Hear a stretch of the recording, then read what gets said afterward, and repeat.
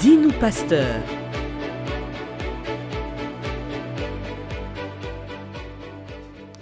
Bienvenue à ce numéro de Dis-nous, pasteur.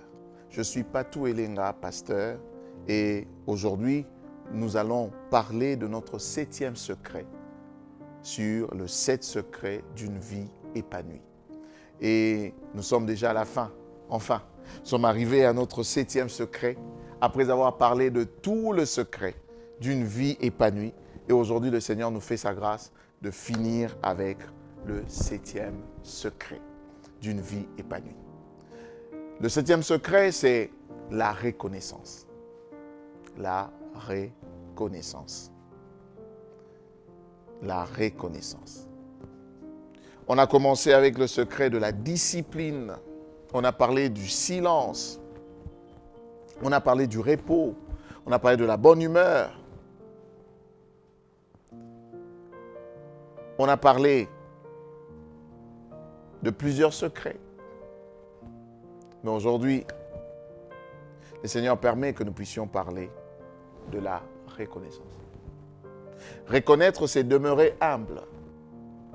Quand quelqu'un reconnaît, c'est que cette personne demeure humble. Car Dieu résiste aux orgueilleux et il fait grâce aux humbles. Un cœur reconnaissant exprime mieux la raison pour laquelle Christ est monté sur la croix. Oui. Christ est monté sur la croix. L'expression de cela parle de l'humilité. Voire même le Christ qui est monté sur la croix, lui qui est Seigneur, lui qui est le roi, il a accepté de monter sur la croix. Il a accepté d'abord de prendre la forme humaine. Il a accepté de naître sur la terre, de vivre sur la terre et de mourir sur la terre.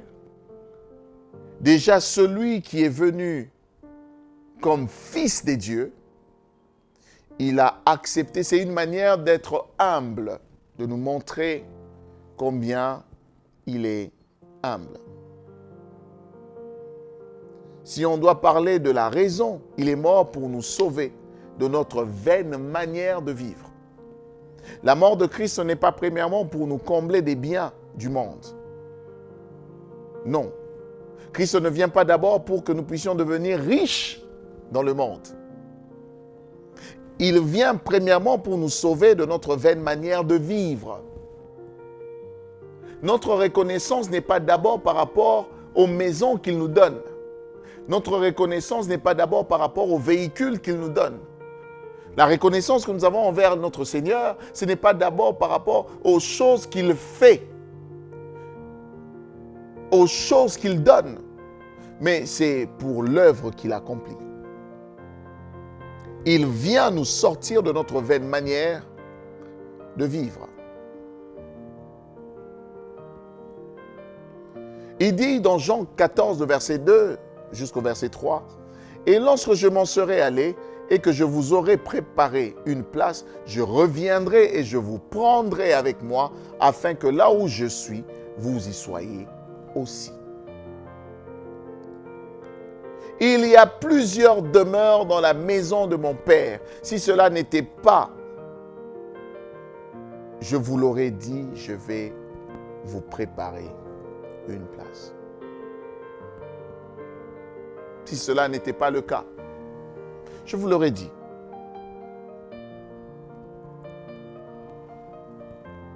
Son œuvre dans nos vies parle d'abord de la vie éternelle comme héritage et non des biens comme héritage. C'est que nous héritons de Christ, c'est d'abord la vie éternelle. Ce ne sont pas d'abord les biens. La Bible dit, cherchez premièrement le royaume des cieux et la justice des dieux. Tout le reste vous sera donné par-dessus.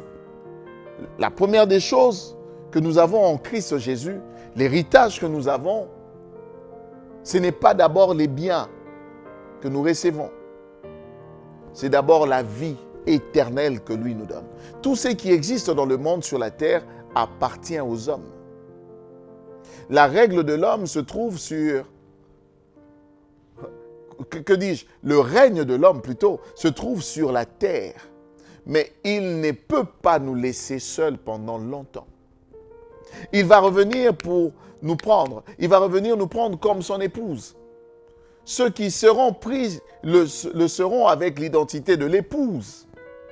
Quand on parle de son retour, on parle de celui qui viendra nous prendre. Il viendra nous prendre et nous prendre avec lui. Il va nous emmener avec lui. Notre acte de reconnaissance ne commence pas d'abord parce qu'il nous a donné des maisons. C'est parce qu'il nous a préparé déjà une place. Je suis reconnaissant, c'est Dieu, parce qu'en lui, je sais que j'ai une place quelque part au ciel et je veux vivre avec lui. Mais quand on parle de l'épouse, il s'agit d'une relation. Nous avons, en marchant avec le Seigneur, notre vie avec Christ, c'est une vie relationnelle. C'est une vie d'intimité.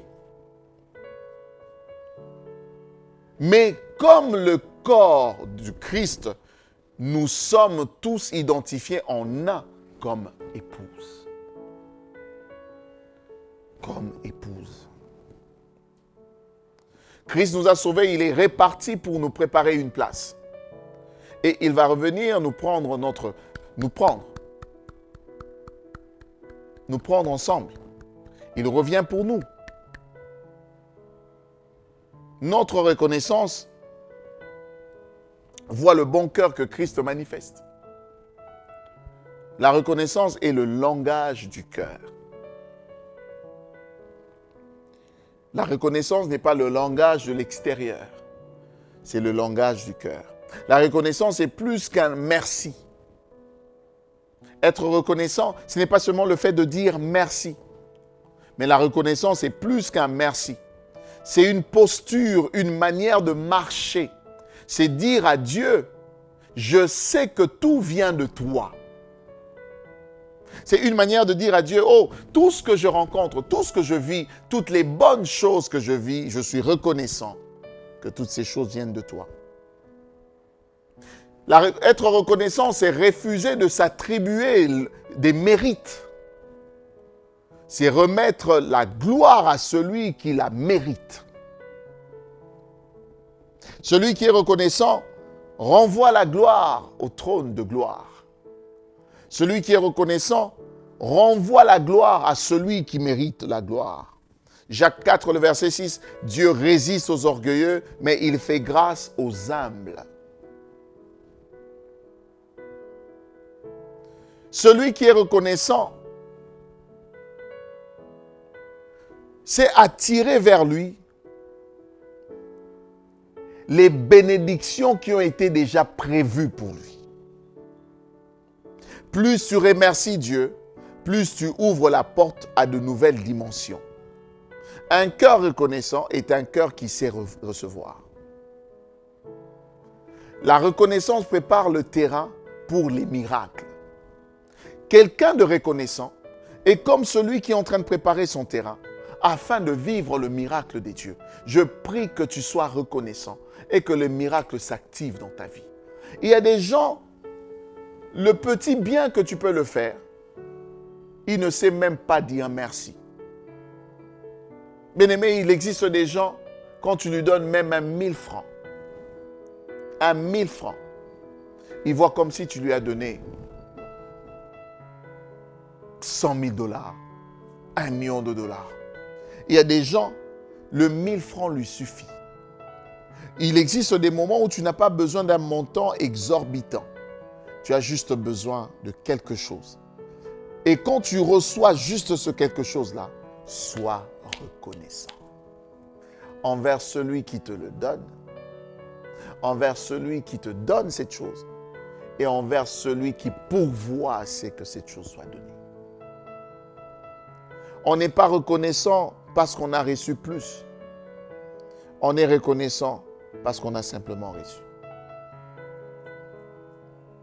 On n'est pas reconnaissant parce que les hommes nous ont donné plus, mais on est reconnaissant parce qu'on a quand même reçu quelque chose. Es-tu reconnaissant? Ta reconnaissance commence d'abord par le souffle de vie. l'Éternel qui t'a donné son souffle de vie. Es-tu reconnaissant? Il y a des gens qui attendent être reconnaissants seulement parce que Dieu a donné des maisons, seulement parce que Dieu a donné des richesses sur la terre. Mais ce qui peut te permettre de posséder ces richesses-là, de jouir de ces richesses, c'est d'abord le souffle que tu as. Tant que tu n'auras pas le souffle de vie, comment tu vas jouir de ces richesses? Celui qui cherche à jouir de quelque chose doit d'abord commencer à être reconnaissant à Dieu. Tout ce dont nous possédons, toutes les choses que nous les avons parce que Dieu nous a donné ces choses. Nous sommes dans Jean 6, le verset 11. La Bible dit, Jésus prit le pain, rendit grâce et le distribua. Le miracle de la multiplication de pain passe par la reconnaissance. Quand Christ rend grâce à Dieu, quand Christ rend grâce au Père, c'est une forme d'être reconnaissant. Jacques 1er, le verset 17. La Bible dit, « Toute grâce excellente et tout don parfait descendent d'où? Descendent d'en haut. Tout don parfait nous vient de lui. Notre reconnaissance doit être tournée d'abord sur lui. C'est la reconnaissance de Jésus qui a précédé la multiplication. Il n'a pas demandé, il a remercié. Parfois, il y a des choses que nous ne vivons pas parce que nous cherchons à demander des choses dont nous connaissons dans notre esprit que ces choses-là existent bel et bien. Nous cherchons à demander à Dieu de nous donner des choses pendant que dans notre esprit, nous sommes conscients que ces choses-là existent bel et bien. Qu'est-ce que Christ a fait? Il n'a pas demandé le pain. Il y avait déjà le pain. Il a rendu grâce par rapport à ce qu'il avait déjà en main. Bien-aimé, on ne sait pas dire merci à Dieu par rapport aux petites choses qu'il a déjà données. Toi, tu as 2 chemises. Mais tu te dis que tu diras merci à Dieu le jour où tu en auras 10. On dit merci à Dieu pour ce qu'il nous a donné. Parce que le miracle s'accomplit comment? Lorsque tu commences à dire merci à Dieu, à être reconnaissant pour ce que tu as entre tes mains, c'est que le Seigneur voit ton cœur qui est reconnaissant. Il multiplie la race des choses que toi, tu élèves au-devant de lui. Il ne sera pas seulement en train de multiplier la race de ces choses, mais il sera aussi en train de te donner ce que ton cœur désire. Les choses que tu n'as même pas pensé avoir, l'Éternel sera en train de libérer cela pour toi. Pourquoi? Parce qu'il a vu un cœur reconnaissant. Lorsque tu es fidèle à des petites choses, les grandes choses te seront données. Quand tu sais dire merci à Dieu pour le petit pantalon que tu as, quand tu sais dire merci à Dieu pour la petite voiture que tu as, quand tu sais dire merci à Dieu pour la moto que tu possèdes, pour le vélo que tu as, le Seigneur te donnera au-delà de ce que tu as. Quand est-ce que Dieu nous donne, accomplit le miracle de la multiplication, accomplit le miracle de ce qui doit venir au-delà de ce que nous possédons? C'est lorsque nous savons dire merci à Dieu avec le peu que nous avons entre nos mains. Si tu as quelque chose entre tes mains, c'est que Dieu te ajoutera à ce que tu as entre tes mains une autre dimension. Quand tu sais dire merci à Dieu pour l'onction que tu as pour l'instant, il va multiplier cela. Il te donnera au-delà de ce que tu possèdes. Celui qui veut avoir au-delà doit savoir dire merci à Dieu pour ce qu'il a présentement. Quand présentement tu as quelque chose et que tu ne sais pas dire merci pour cela, tu auras du mal à avoir ce que Dieu possède au-delà.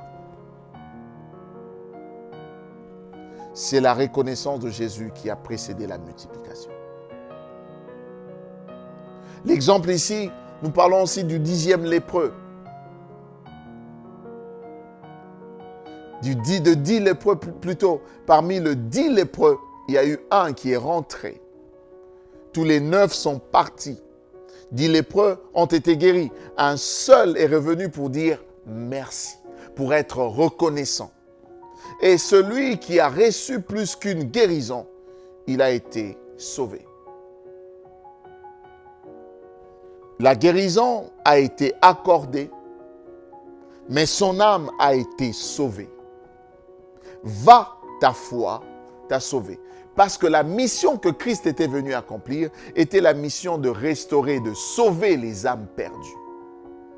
Quand celui-ci est entré en contact avec le Christ,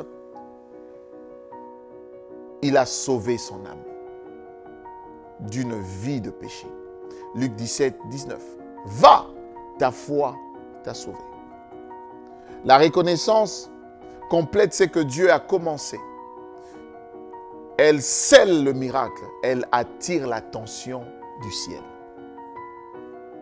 La reconnaissance attire l'attention d'en haut. Lorsque nous marchons avec le Seigneur, comme ceux qui sont reconnaissants, cela attire l'attention d'en haut. Cela fait descendre sur nous les bénédictions que nous n'avons pas encore reçues. Cela nous donne au-delà des choses qu'on n'a pas encore vues. Je prie qu'en ce moment, que le Seigneur ouvre les portes dans la vie de quelqu'un qui attendait une chose. Parce qu'il a pris la décision d'être reconnaissant. Anne est en train de pleurer. Elle est venue chercher un enfant. Elle pleurait, le sacrificateur Élie pose la question. Femme, va finir ton état d'ivresse ailleurs. Anne regarde et dit, je ne suis pas ivre. Je ne suis pas ivre. Parce qu'elle était mortifiée par Pénina. Elle est venue chercher un enfant. Et elle dit, je ne suis pas ivre. Anne est en train de prier et dit, Seigneur, si tu me donnes un enfant, moi je veux te le donner. Je veux te rendre ce que tu m'as donné. Ce que Anne est en train de faire est une forme de reconnaissance. Cette forme de reconnaissance, de rendre à Dieu ce qu'il a donné, multiplie la race de ce que tu rends. La reconnaissance est une forme de venir et de dire à Dieu, merci, je te rends ce que tu m'as donné. Je te rends, je suis reconnaissant. Tous ceux qui sont reconnaissants envers Dieu, voient ce qu'ils ont demandé à Dieu, être multipliés. Je prie que l'onction de la multiplication t'atteigne. Je prie que le Seigneur te donne ce que ton cœur désire. Je déclare en ce moment que pendant ce temps où je clôture avec les 7 secrets d'une vie épanouie, que tu rencontres réellement ton épanouissement. Que le Seigneur t'emmène à avoir une vie ouverte, une vie où les choses vont se passer de la bonne manière. Que le Seigneur t'emmène dans la discipline, que le Seigneur t'emmène dans le silence, que le Seigneur t'emmène dans le repos, que le Seigneur t'emmène dans la bonne humeur, que le Seigneur attire vers toi toutes les bénédictions qu'il faut. Que le Seigneur te donne les choses que tu manques. Que le Seigneur te propulse. Que le Seigneur te donne de pouvoir rester à ses pieds. Que le Seigneur fasse de sorte que ton visage soit découvert et que tu contemples sa gloire. Et que lorsque tu seras comme en train de contempler dans un miroir, que tu ne te voies plus toi, que tu ne voies plus les choses qui ne marchent pas avec toi, que tu commences à voir ce qui se passe réellement au ciel, ce qui se passe réellement là-bas avec lui, là-haut avec lui, et que le Seigneur te donne la possibilité de contempler sa gloire. Que tu vives dans la contemplation, que tu marches comme celui qui voit l'Éternel, qui voit l'image de l'Éternel, que tu marches comme celui qui voit l'image de l'Éternel, que la bonne humeur soit la chose qui va te caractériser. Oh, partout où tu passeras, que les hommes voient au travers de toi, il y a de la bonne humeur. Je prie que la bonne humeur te caractérise dans le nom puissant de Jésus. Que tu ne sois pas quelqu'un qui va seulement bénéficier des choses, mais que tu demeures reconnaissant. Que le 7 secret d'une vie épanouie soit réellement comme quelque chose qui résonne dans ton esprit et que tu sois libre de vivre ces choses dans le nom puissant de Jésus. Je sais que toi qui es en train de me suivre, il y a une décision que tu es censé prendre. Les hommes, en marchant sur la terre, en vivant sur cette terre, les hommes désirent une seule chose. C'est vivre dans la paix. Mais il y a tellement de choses qui nous arrivent et qui nous empêchent à accéder dans cette paix. je prie que le Seigneur te donne sa paix. Et c'est à partir de cette paix que tu mèneras une vie de reconnaissance. Père, je te prie, manifeste-toi dans la vie de quelqu'un. Celui qui s'attendait à toi, qu'il te voie. Celui, peut-être hier, il a vécu des choses et il n'a jamais été reconnaissant.